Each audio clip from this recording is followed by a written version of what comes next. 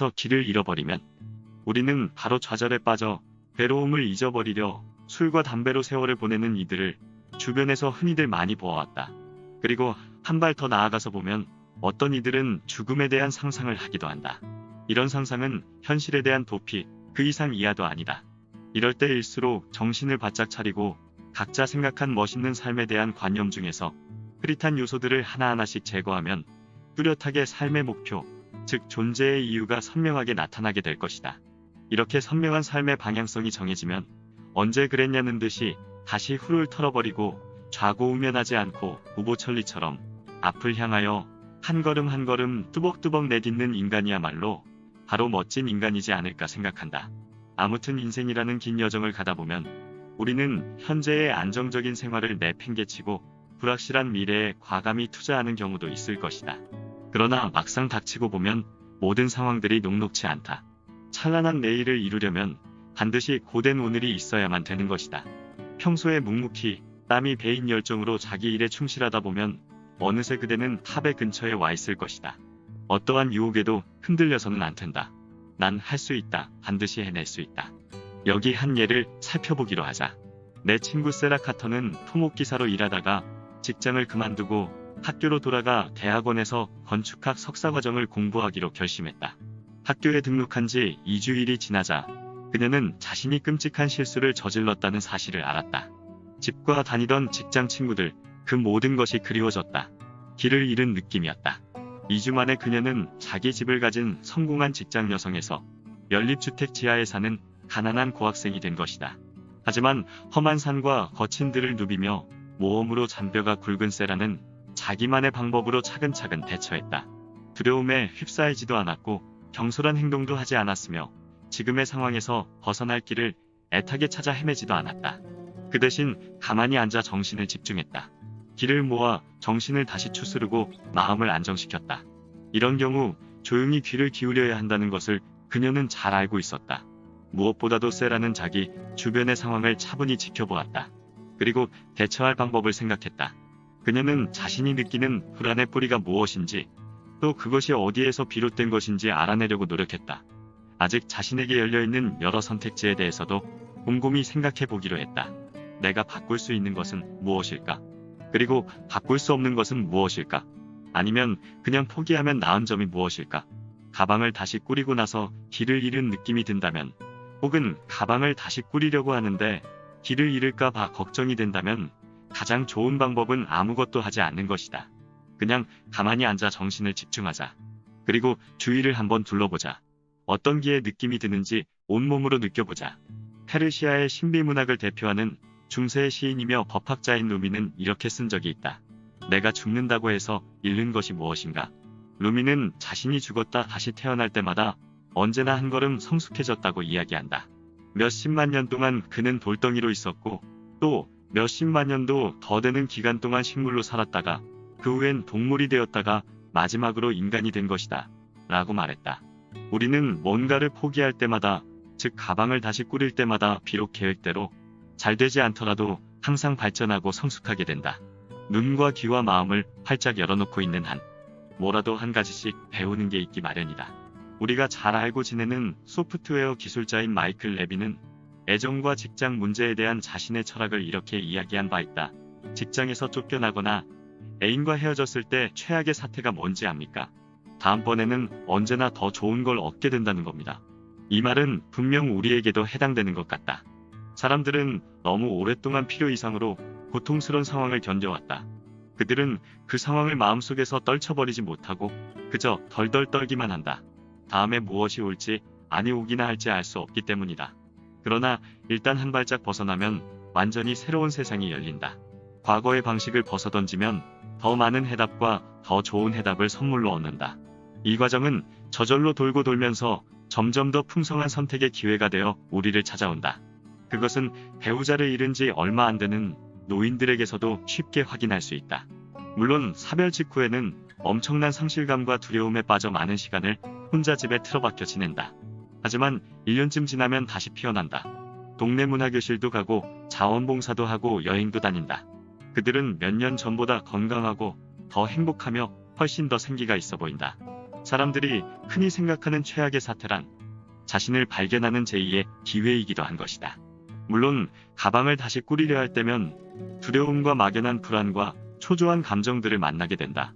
그런데 그런 느낌은 당신뿐 아니라 다른 사람들 모두 겪고 있다.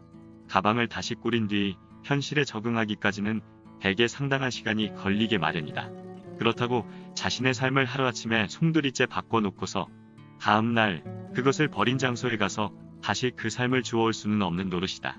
그러니 시간을 갖고 변화에 익숙해지도록 하자. 새로운 것, 달라진 것에 적응하고 그것을 편안하게 받아들일 수 있도록 하자. 실제로 가방을 다시 꾸릴 때 어떻게 하는가? 바닥부터 채워나가지 않던가? 꾸러미들이 자리를 잡고 물건들이 덜거덕거리며 돌아다니지 않게 되려면 시간이 필요한 법이다. 사는 것도 마찬가지다. 새로운 전망과 배치에 익숙해지려면 시간이 필요하다. 이 과정에서 정말이지 당신이 할 수 있는 일은 아무것도 없다. 시간은 양떼처럼 볼 수 있는 존재가 아니니까. 하지만 가방을 꾸리는 동안 고통을 덜기 위해 할 수 있는 일은 아주 많다. 길을 잃은 듯한 느낌이 들더라도 자기 자신을 완전히 잃지 않도록 도와줄 비법들을 몇 가지 소개한다. 첫째, 하루의 흔적을 기록하자. 일기라는 형식에 갇힐 필요는 없다. 매일매일 꼬박꼬박 써야 할 의무도 없다. 그저 자유롭게 하루 동안의 생각과 느낌 등 자신이 남긴 흔적들을 기록만 해두면 된다. 아마 그 효과는 상상을 초월할 것이다. 둘째, 머리에 자신의 성공을 각인시키자. 길을 잃은 느낌이 들면 지금 있는 곳을 정확하게 알고 있는 척 행동해보자. 과거에 성공했던 경험을 그 증거로 활용해보는 것이다. 적응하는데 어려움을 겪고 있다면 이미 다 마쳤다고 상상해보자. 자신의 멋진 미래가 다 이루어진 것처럼 당당히 행동을 하자. 가방은 완전히 다시 꾸렸고 모든 선택이 편안하게 느껴진다. 하루 혹은 한나절 동안 모든 의심을 완전히 제쳐놓자. 미래에 대해 어떠한 두려움도 품지 않겠다고 마음먹자. 당신이 꿈꾸는 이상향의 이웃들이 가질 법한 그런 마음의 자세를 가지자. 지금 품고 있는 몇 가지 의심들을 그냥 무시하고 넘어가자. 그리고 떠나온 곳을 되돌아보자. 정말로 길을 잃었다고 생각되면 두고 온 것들을 돌아보는 것도 도움이 될 수 있다. 사람들은 과거의 좋은 부분만을 기억하는 경향이 있기 때문에 과거로 돌아가서 별로 좋지 못했던 것들을 다시 떠올려주는 것도 여러모로 자신의 생각을 합리화시키는 데 도움이 된다.